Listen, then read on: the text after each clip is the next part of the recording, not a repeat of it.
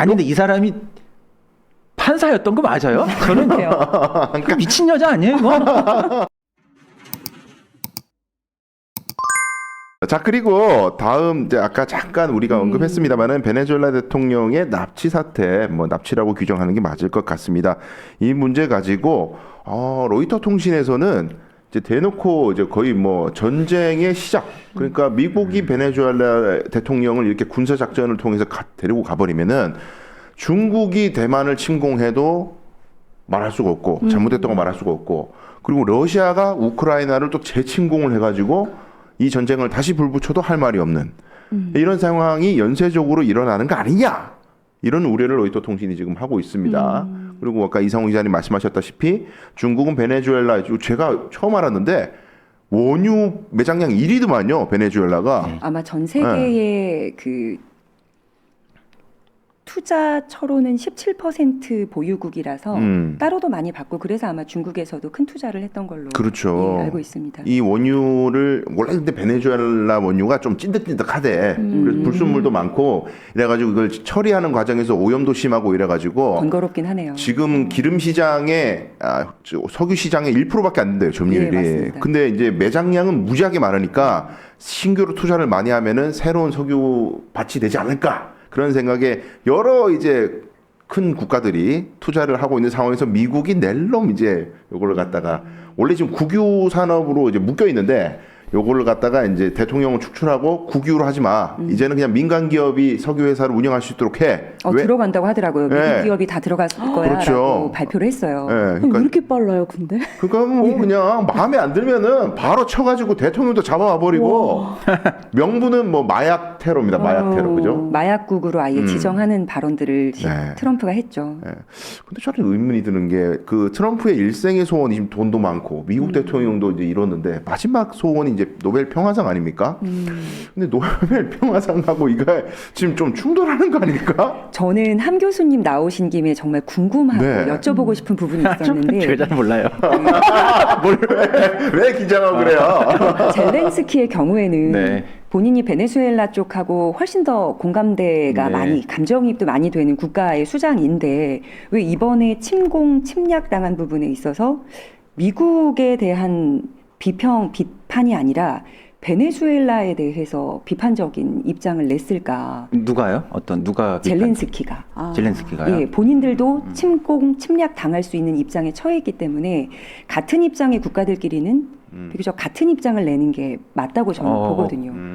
이게 왜 이런 입장을 내게 저도 그런 논평 되는가? 나온지 지금 처음 들었는데요. 너무 궁금합니다. 이게 예. 이해관계가 어떻게 얽혀 있는지도 사실 정확하지 않아서 그렇죠. 왜 제가- 그랬을까? 신용환 교수님이 답하셔야 될 것 같아요. 그런 질문을 저한테 하신 것 같기도 하고. 제가 생각했을 때는 네. 요 부분은- 그런 사실이 있었나요? 그러니까 저도 그런 기사들을 봤는데 아마도 이제 젤렌스키 입장에서는 러시아를 견제할 수 있는 게 미국이라고 생각하기 때문에 미국하고 내가 이제 특히 트럼프하고 발을 맞춰야만이 적의 적은 내 편. 그렇죠. 예. 그리고 이제 트럼프가 어쨌든 이 우크라이나와 러시아 전쟁의 중재자 역할을 자꾸 하려고 하고 이 가운데에서 이제 푸틴을 갖다가 설득시킬 수 있는 게 트럼프밖에 없으니까 트럼프 편을 좀 들어줘야 우크라이나에게 좀 유리하게 앞으로도 해주지 않을까? 뭐 이런 생각을 한 거 아닐까? 예, 저는 그렇게 생각을 하는데 굉장히 그럴싸한데 굉장히 꼬인 생각이 아닌가 생각이 좀 듭니다. 예, 변호사님이 꼬인 생각이 아니라 그렇게 젤렌스키가 했다면은. 그리고 또 하나 궁금증은 네. 왜 국민의힘에서는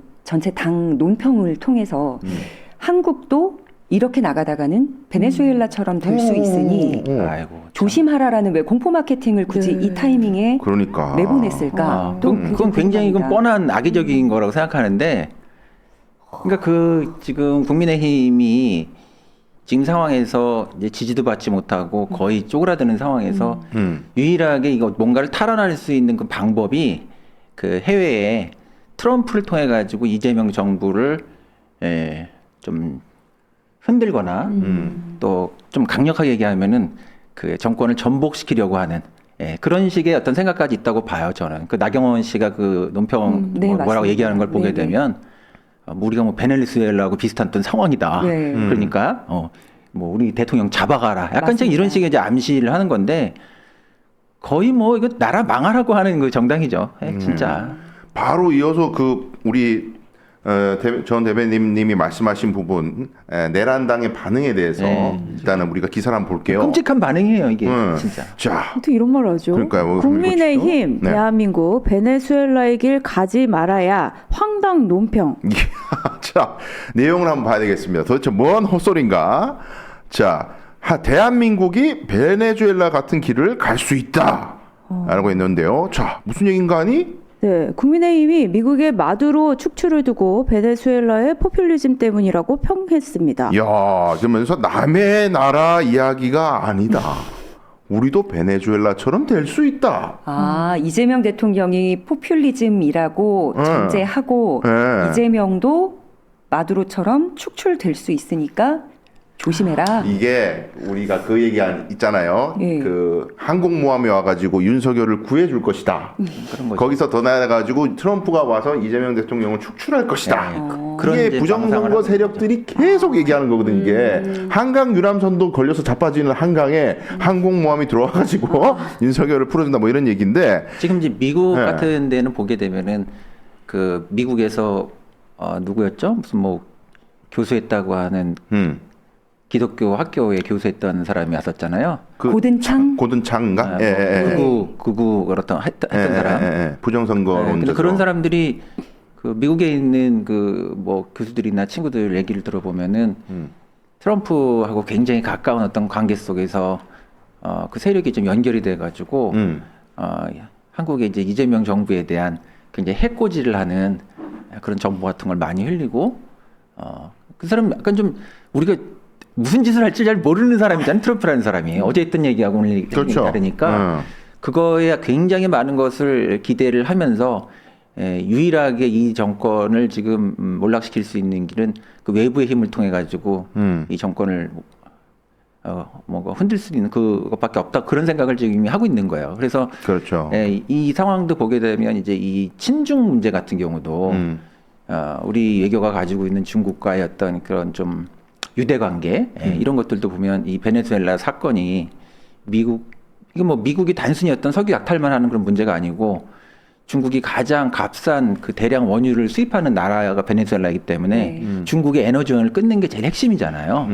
거기에서 그러니까 그런 관점에서 보게 되면은 이 중국과 우리가 이렇게 좀 연결되는 그런 부분까지 포함해 가지고 이거를 뭐 굉장히 그 외교적으로 트럼프를 통해서 우리 정부를 흔들려고 하는 해코지 하려고 하는 솔직히 말하면 저는 진짜 굉장히 이게 또 기분이 좋지 않은 어떤 사건이라는 생각도 되게 많이 들어요. 그러니까요. 진짜 이게 여기서 어떻게 다른 나라의 주권 국가의 대통령을 납치를 하는 일이 있습니까? 군사작전에서 국제법 위반이죠. 명백한 국제법 위반이거든요. 근데 우리 나경원 의원이 또 가만히 있지를 못해. 시장 나가야 되니까. 그러니까 아니 근데 이 사람이 판사였던 거 맞아요? 저는 그 미친 여자 아니에요, 이거? 점잖으신 교수님이 그러니까 그만큼 점잖게 욕을 아니 하셨습니다. 법을 다루는 사람이 이게 지금 말이 되는 얘기예요? 그러니까. 생각을 한다는 저는 게? 너무 아찔해요. 이분들에게 이분한테 그 판결받은 분들. 그렇죠. 지금까지 그러니까. 판결문을 받았던 분들도 그렇고. 근데 저는 이재명 대통령이 정말로 현명하게 가서 발언도 하고 외교도 포석을 깔아놨다고 생각이 되는 게 제조업도 그렇고 콘텐츠도 그렇고 서비스도 그렇고 어쨌든 AI 그 소비재 문화로 협력 구조 재설계하겠다는 입장을 내면서 이제 중국을 대한민국 기업들도 다 데리고 갔잖아요. 시장으로만 볼 게 아니라 가치 재창출을 할 수 있는 공동의 공간으로 아예 딱 마련을 해놨다는 것. 네. 그래서 중국 쫄지 마. 베네수엘라 이거 굉장히 민감한 사안인데 미국하고 극렬하게 갈등할 수 있지만 우리가 여기를 공동 시장으로 같이 재창출하는 공간으로 삼을 거야 라는 메시지를 던져줬다는 것 자체가 한국에서 나경원 국힘이 뭐라고 논평을 내든 간에 정리하는 멘트를 국제외교사회에서 했기 때문에 안정감을 줄 수 있는 멘트였던 것 같아요. 그렇죠. 예. 그리고 이제 나경원 뭐 언급을 제가 그냥 쓱 하고 지나가려고 그랬는데 좀 더 씹어야겠어요. 네. 속이 안 풀리네. 이렇게 지나가가지고는. 찬성합니다. 네, 화면 좀 띄워주시기 바라겠습니다. 자, 도대체 무슨 소리를 하는가? 자, 요거 한번 보시죠. 네, 나경원 지금 대한민국 모습 베네수엘라 빼닮아 가지 말아야 할 이정표. 자, 그러면서 뭐가 도대체 베네수엘라 같이 간다는 거냐? 요렇게 이야기를 했습니다. 네, 민주주의 시스템을 파괴한 부패 독재는 반드시 무너진다. 한때 남미의 부국 베네수엘라는 왜 몰락했나라며 의회를 장악하고 사법부를 신여화하고 언론의 재갈을 물린 제도적 독재가 그 시작이었다라고 말했다. 야, 이게 이 정도 되면 간첩이에요. 간첩. 13년 동안 이게 독재를 국가보안법 하거나. 위반이지 지금. 예. 예? 그러니까 13년 동안 독재를 한 마두로하고 지금 이제 갓 집권한 이 이재명 정부를 병치시킨다는 게 도저히 저는 상식적으로 이해가 안 됩니다. 그러니까 검찰 개혁도 그렇고 사법 개혁도 그렇고 네. 국민의힘 이제 속아내는 작업들, 정치 개혁도 그렇고 그거 하니까 네. 싫다. 그냥 그런 간단한 답변을 이렇게 하고 있으니까. 근데 이게 이런 것 같아요. 이제 베네수엘라처럼 된다라는 얘기 사실 대선 전에요. 이재명 대통령이 당선되기 전부터 저쪽 부정선거 세력들이 계속 얘기하던 거예요. 이재명이 당선되면은 대한민국은 베네수엘라처럼 경제가 망한다. 돈을 마구 풀기 때문에 포퓰리즘적 정책을 하기 때문에 한때 남미에서 부국이었던 베네수엘라가 망한 이유는 부패와 돈풀기였다. 그런 식으로 연결지으면서 이재명 대통령을 공격했던 그 프레임이었거든요. 근데 그리고 더 재밌는 건 뭐냐면은 미국이 지금 아까 이제 국제법 위반이라는 말씀하셨잖아요. 아니 이 군사 작전을 통해 가지고 한 나라의 대통령을 체포해 오고 이런 거는 국제법 위반인데 이거에 대해서 미국이 어떤 입장을 얘기를 하냐면은 마두로는 부정선거로 당선된 사람이기 때문에 괜찮다. 국제법 위반 아니다 이런 얘기를 하고 있습니다. 미국 쪽 얘기가. 그러다 보니까 부정선거론자들은 냅다 또 이걸 물기 좋은 거예요. 그래 부정선거로 당선된 사람은 자격이 없지 대통령이 군사작전에서 잡아도 되는 거지. 그러니까 본능적으로 뭐예요? 또 이재명 대통령하고 연결짓는 거야 또 이것들은. 세계 대통령 뽑는 선거도 아니고 그 네. 나라에서 벌어진 선거에 관련하여 의혹들을 그걸 처단하는 용도로 쓰니까 네. 명분이 선다. 그렇죠. 이런 말도 안 되는 얘기들을 지금 하고 이게 있어요. 내정 간섭이고 이 베네수엘라에 대한 얘기를 제가 잠깐 좀 제 생각 잠깐 좀 말씀드리면은 일단 트럼프라는 사람에 대해서 좀 간단하게 얘기를 좀 해보고 싶은 게 있어요. 네. 이 트럼프라는 사람이 그러니까 이제 미국이 사실 이런 나쁜 짓을 사실 굉장히 많이 해왔거든요. 사실은 2차 대전 이후에 굉장히 다른 나라에 내정 간섭을 하고 또 미국 정부의 이해관계를 대변하는 정부를 만들기 위해 가지고 사실 굉장히 나쁜 짓을 많이 했어요. 그러니까 미국의 헐리우드 영화에 나오는 첩보 영화들이라는 게 사실은 전부 다 그런 얘기들이 사실은 우리가 볼 땐 거기 주인공이 뭐 대단한 사람 영웅처럼 보이지만 그게 미국 정부를 위해 가지고 타국의 나라에 어떻게 보면 해코지를 하는 그런 얘기들이 이제 일반화되어 있는 얘기가 영화들인데 이렇게 이제 노골적인 경우가 많지 않죠. 근데 미국이 이렇게 노골적으로 아예 어떤 첩보원도 아니고 정식 군대를 투입해가지고 이렇게 하는 이제 경우는 이라크 전쟁과 같은 그러니까 이 에너지 문제에 미국이 얼마나 민감한가 이런 걸 우리가 좀 보게 하는 거고 또 하나는 이 문제가 말씀드렸던 것처럼 지금 이제 왜 베네수엘라냐라고 할 때 지금 이 세계에 누가 지금 G1이고 누가 G2냐를 놓고 지금 대립하는 정말 고래 싸움에 새우등 터지는 이런 일들이 지금 전 세계에서 지금 벌어지고 있는 이런 상황인데 여기에서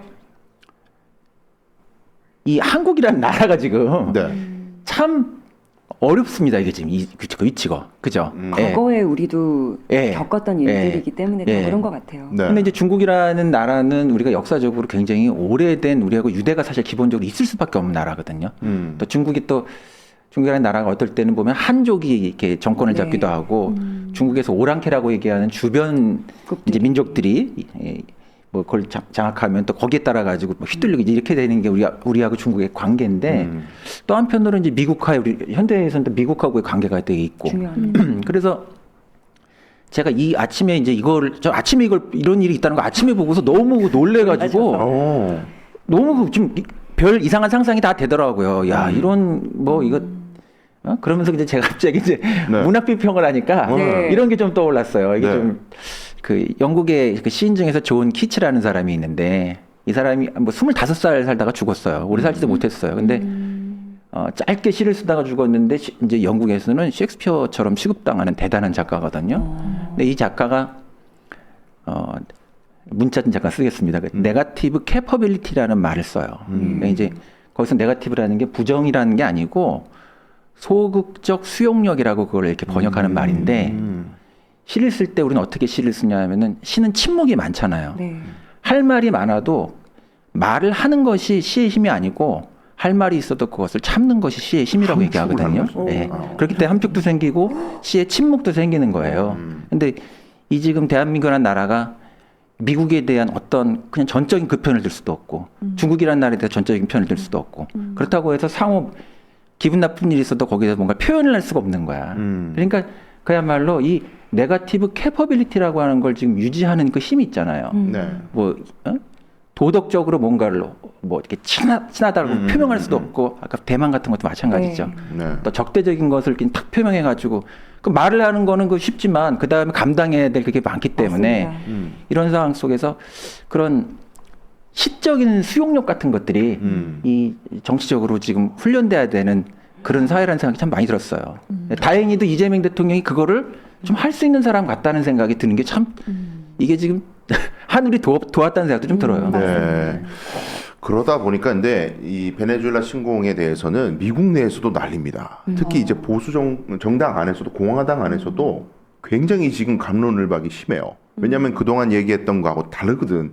마가라 그래서 메이크 어메리카 그레이트 어게인은 외국에 간섭 안 한다는 거였는데 갑자기 또 군대를 동원해갖고 외국에 뭘 간섭을 해. 그래서 이런 얘기가 나오고 있습니다. 네, 미국 우선주의라더니 해외 정권 교체, 트럼프 베네수엘라 공습에 마가 균열. 네, 그러니까 이게 미국 우선주의, 아메리카 퍼스트 이게 이제 트럼프가 계속 얘기해왔던 거고 이 공화당 지지자들과 트럼프 지지자들이 과거에 이제 아프가니스탄 전쟁이나 이라크 전쟁을 굉장히 비판했단 말이에요. 왜 해외에 미국 군대를 동원해가지고 그렇게 우리 아까운 자원들을 낭비하냐. 우리 먼저 챙겨라. 우리 먼저.